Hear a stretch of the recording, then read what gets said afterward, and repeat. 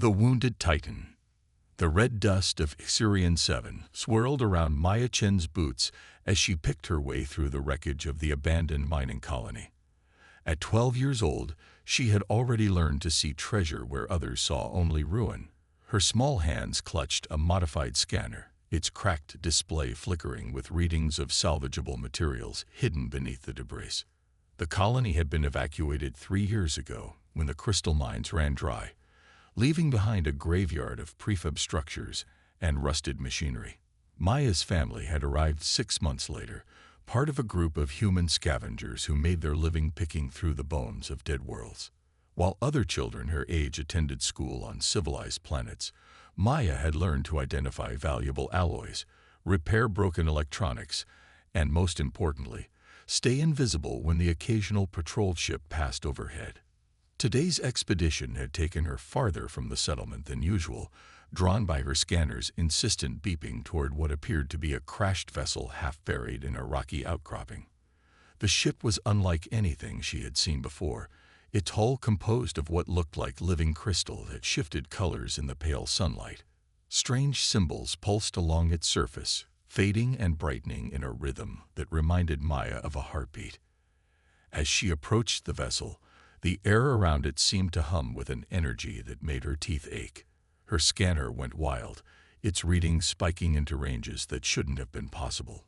Maya had learned to trust her instincts on salvage runs, and every instinct told her to turn back. But curiosity had always been her weakness, and the ship's otherworldly beauty drew her forward like a moth to flame. A massive crack ran along the ship's side, wide enough for her to squeeze through. Inside, the walls pulsed with soft bioluminescence, casting everything in an ethereal blue-green glow. The interior was vast, far larger than the exterior should have allowed, with no clear distinction between technology and living tissue. Conduits that might have been veins or cables snaked along the ceiling, carrying streams of light that flowed like liquid starlight. At the center of the chamber lay something that made Maya's breath catch in her throat. The creature was enormous, easily the size of a small building, with a body that seemed to be carved from living crystal.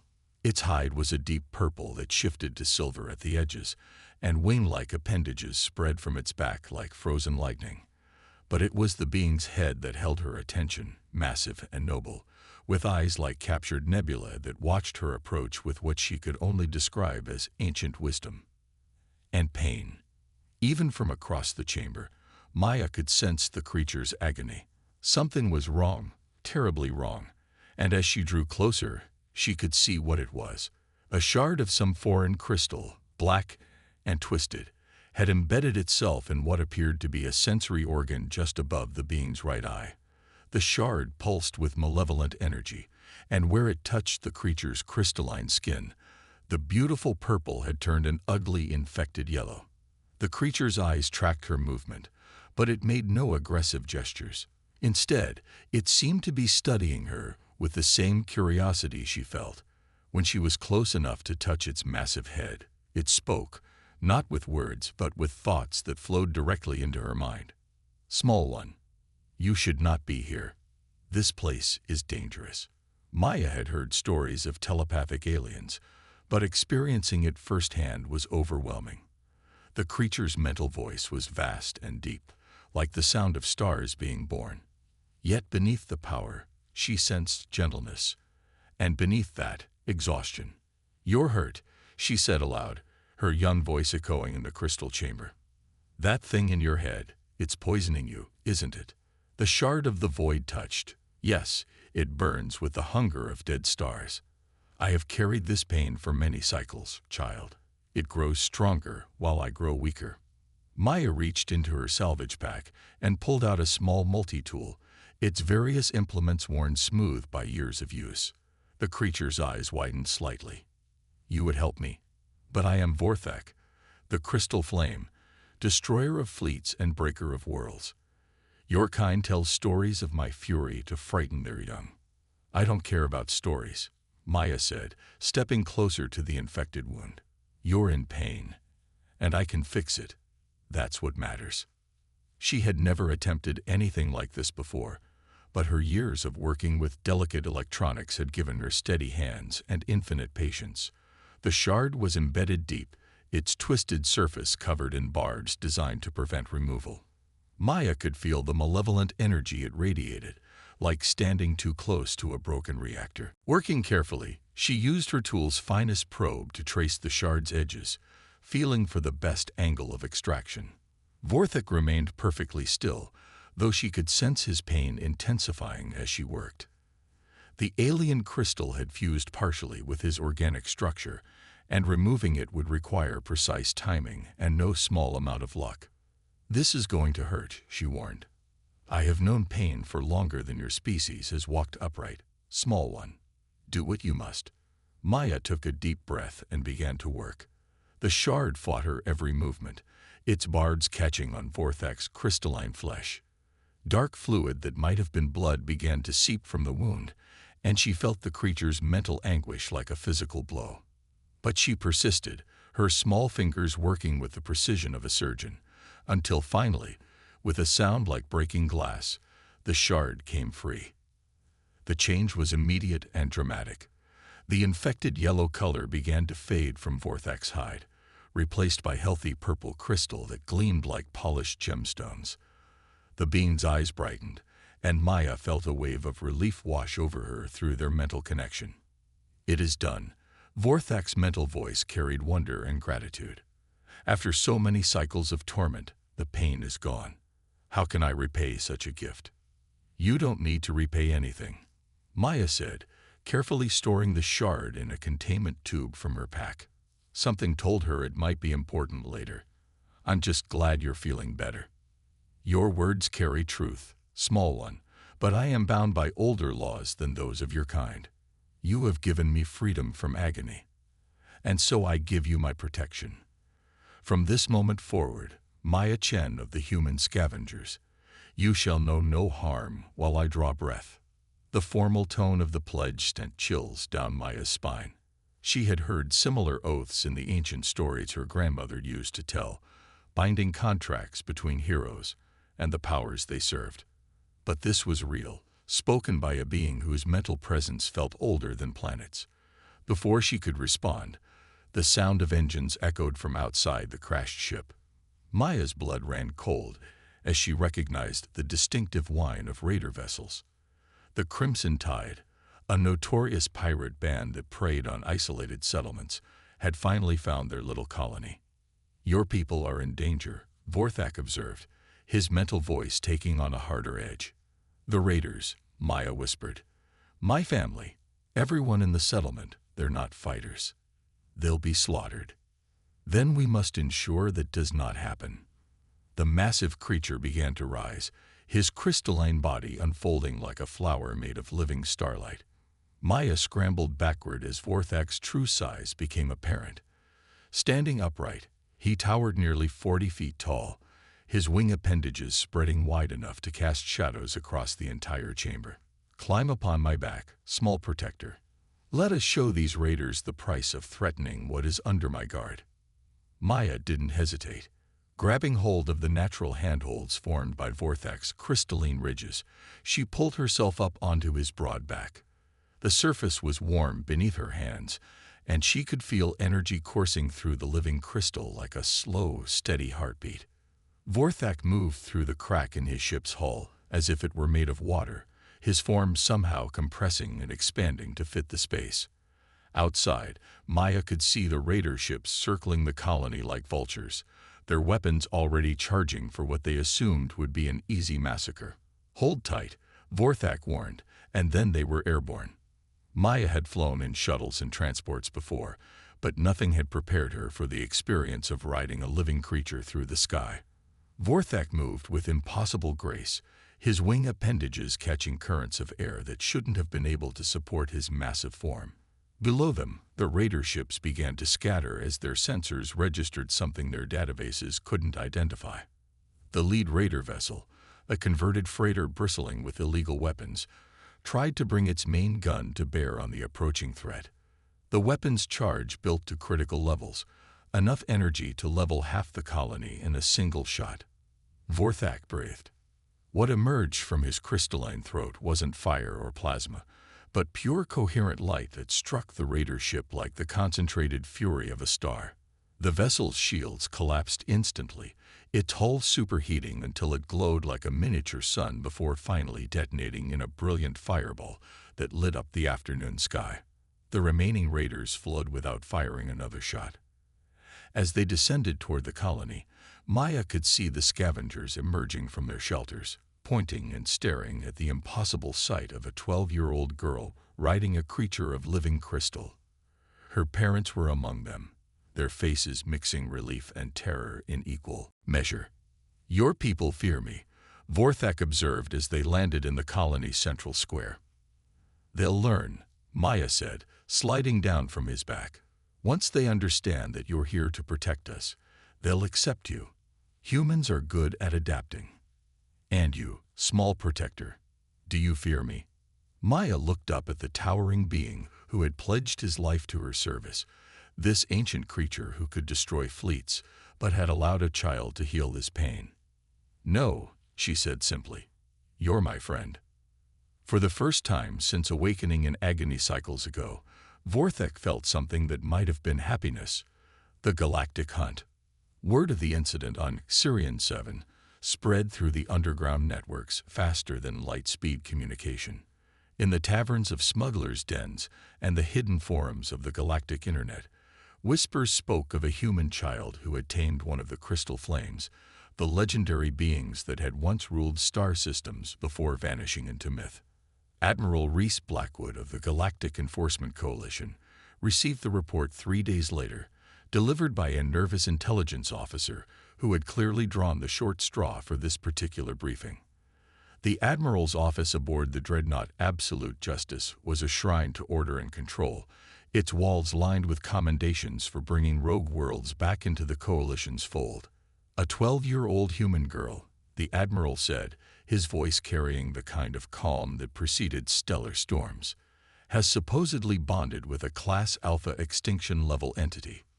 "The reports are consistent across multiple sources, sir," the intelligence officer replied, sweat beading on his forehead.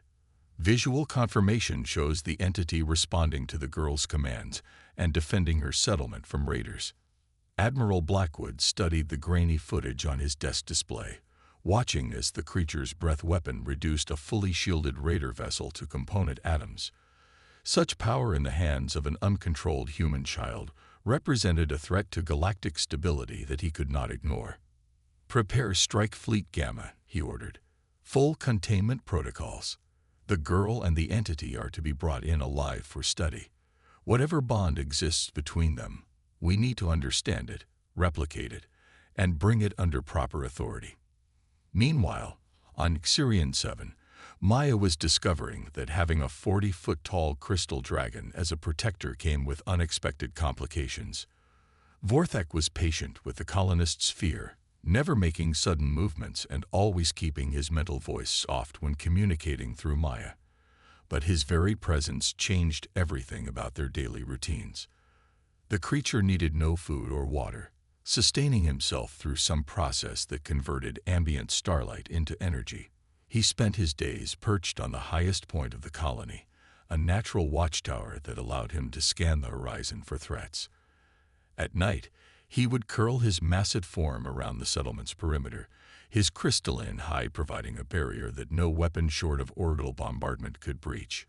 Maya found herself becoming a translator between two worlds, carrying messages and concerns back and forth between Vorthak and the other colonists. Her parents, after the initial shock wore off, had begun to appreciate having the galaxy's most effective security system watching over their daughter. The other scavenger families gradually warmed to the arrangement as well, especially when Vorthak's presence scared off the claim jumpers and rival salvage crews that had previously made their lives difficult. But their peaceful existence was shattered when the Coalition fleet arrived. Maya was working on repairing a water recycler when Vorthak's mental voice thundered through her consciousness with unprecedented urgency. "Ships approach. Many ships. Military configuration. They come with hostile intent." She dropped her tools and ran to the colony's observation deck, where her father was already training a telescope on the sky. Through the device, she could see them.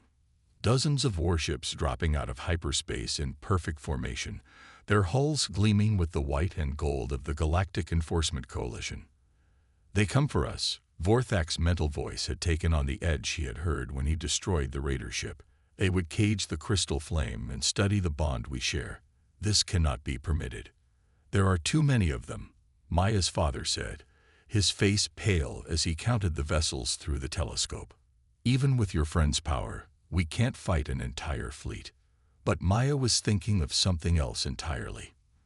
During her conversations with Vorthak over the past few days, she had learned that his kind were not the only ancient beings scattered across the galaxy. Many others lay dormant or trapped, waiting for someone with the right touch to free them from various forms of bondage. "We're not going to fight them," she announced, surprising everyone. "We're going to run, and we're going to find the others."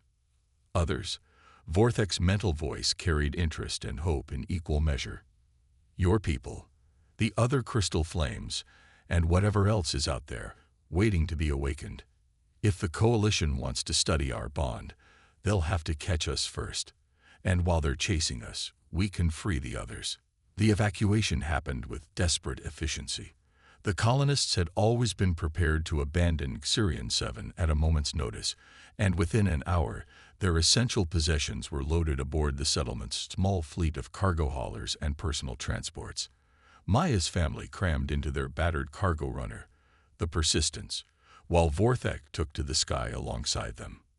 The Coalition fleet detected their departure immediately, of course. Admiral Blackwood's voice crackled over the emergency broadcast frequency, offering safe passage to any vessel that surrendered the girl and her pet. When no one responded, the pursuit began in earnest. What followed was a chase across 3 star systems, with Maya's Ragtag convoy staying barely ahead of the Coalition's faster ships through a combination of desperation, local knowledge, and Vorthak's ability to disable pursuing vessels without destroying them entirely. The crystal flames seemed to take pride in precisely calibrated attacks that left Coalition ships stranded but recoverable, their crews unharmed but thoroughly frustrated. Their first major stop was the asteroid mining station at Kellis Point, where Maya had heard rumors of strange crystals that sang when no one was listening. The station's administrator, a grizzled human named Santos, initially refused them docking privileges. But when Vorthak approached the station's main asteroid, his crystalline hide began to resonate with something deep within the rock. "She sleeps here," he announced, his mental voice carrying reverence. "Nyara the Gemheart, who once made the dead worlds bloom with life. The miners have built their station around her dreaming form, never knowing what they disturb with their drilling." Maya didn't hesitate. While her family and the other colonists refueled their ships, she descended into the asteroid's core with Vorthak, following the increasingly loud harmonics that seemed to call to something in her blood. They found Nyara encased in artificial crystal, a stasis field that had kept her unconscious for millennia. But the field was failing, its ancient components finally succumbing to age and neglect. The release process was more complex than removing a shard from Vorthak's head, requiring Maya to interface directly with the stasis controls. Her hands moved with growing confidence as she worked, guided by instincts she didn't fully understand. When the field finally collapsed, Nyara awoke with a sound like singing mountains. The newly awakened crystal flame was smaller than Vorthak, but no less magnificent, her hide shifting through every color of the spectrum as she stretched wings that seemed to be made of living prisms. Her first act was to bow deeply to Maya, acknowledging the same bond that tied her to Vorthak. "Two of the old blood now follow the small protector," Nyara observed, her mental voice carrying the sound of wind chimes in a gentle breeze. "The Watchers will be most displeased." "Watchers?" Maya asked. "Those who came after, when we had grown tired and sought our rest. They claim dominion over the spaces between stars, but they fear what they cannot control." The Coalition fleet arrived at Kellis Point 6 hours later, only to find the mining station abandoned and a new crater where the main asteroid had been. Admiral Blackwood's fury was legendary throughout the fleet, but Maya and her growing collection of ancient allies were already 3 systems away, following a trail of legends and whispered stories toward their next destination.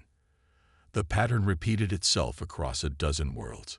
Maya would arrive, seeking the dormant or imprisoned crystal flames that Vorthak and Nyara could sense through their shared heritage. Sometimes they found beings trapped in failing stasis fields, sometimes buried beneath the foundations of cities that had been built over their resting places. Once, memorably, they discovered a crystal flame who had been serving as an ornamental fountain in a corporate executive's garden, his consciousness suppressed but never truly extinguished. With each rescue, Maya felt something changing within herself. The bond with Vorthak had been instinctive, born of compassion and necessity. But as more of the ancient beings pledged themselves to her protection, she began to understand that her connection to them ran deeper than simple friendship. She could sense their emotions, share their memories, and most importantly, help them remember who they had been before the long sleep. The Coalition's pursuit grew more desperate as reports filtered back to Admiral Blackwood. The girl wasn't just collecting ancient weapons. She was awakening a civilization that had been dormant for millennia. Intelligence reports spoke of worlds where crystal flames had begun to appear in the skies, their presence transforming dead planets back to life and inspiring local populations to resistance. The final confrontation came at the ruins of Axiom Prime, the ancient capital world of the Crystal Flame civilization. Maya had been drawn there by dreams that weren't her own, visions of a great crystalline city that had once housed millions of the ancient beings before some catastrophe drove them into hiding. What they found was a necropolis of crystal spires, their surfaces dulled and cracked by eons of neglect. But at the city's heart lay something that made all of Maya's companions fall silent with awe. The Great Resonance Chamber, where the collective consciousness of their entire species had once gathered to make decisions that affected entire galactic arms. Here, Vorthak whispered, his mental voice barely audible. Here we can call to all our sleeping kin, wake them to the truth of what has been stolen from them. Maya understood. The Coalition hadn't just been pursuing her and her friends. They had been trying to prevent exactly this moment. A galaxy where the crystal flames walked free would be a galaxy where their kind of authoritarian control could not exist. She placed her hands on the central resonance crystal, feeling the accumulated wisdom of ages flowing through her consciousness. Around the chamber, the dozen crystal flames she had rescued added their voices to hers, their combined song spreading outward at faster-than-light speeds to touch every world, every hidden resting place where their people slept. Across the galaxy, ancient beings began to wake. Admiral Blackwood's fleet arrived in the Axiom system to find Maya standing in the ruins of the ancient city, no longer the frightened child who had fled Sirian 7. The crystal flames around her numbered in the hundreds now, and more were arriving every hour as they responded to the great calling. "Your authority is no longer recognized here," Vorthak announced, his mental voice carrying clearly across the vacuum of space to every ship in the Coalition fleet. "The old compact is ended. The galaxy belongs to all who would live free." But Maya stepped forward, her young voice somehow carrying just as clearly as her ancient companions. "It doesn't have to be a war," she called out to the fleet. "We don't want to rule anyone or destroy anything. We just want to be free to live our lives, to help those who need help, and to explore the stars together." For a long moment, the two forces faced each other across the void. Then, one by one, ships began to break away from the Coalition formation. Not all of them, but enough to matter. Captains who had grown tired of enforcing laws that served only those in power, crews who had joined the military to protect people rather than oppress them, and civilians who had been conscripted into service they never wanted. Admiral Blackwood's remaining ships retreated to the edge of the system, their weapons still trained on the ancient city, but no longer quite so certain of their purpose. Maya felt Vorthak's massive head lower to nuzzle gently against her shoulder, his crystalline hide warm with the light of distant stars. "What now, small protector?" She looked out at the stars, where ships carrying both humans and crystal flames were already departing to explore new worlds and help those in need. The galaxy was vast, full of wonders and people who deserved the chance to live without fear. "Now we go home," she said.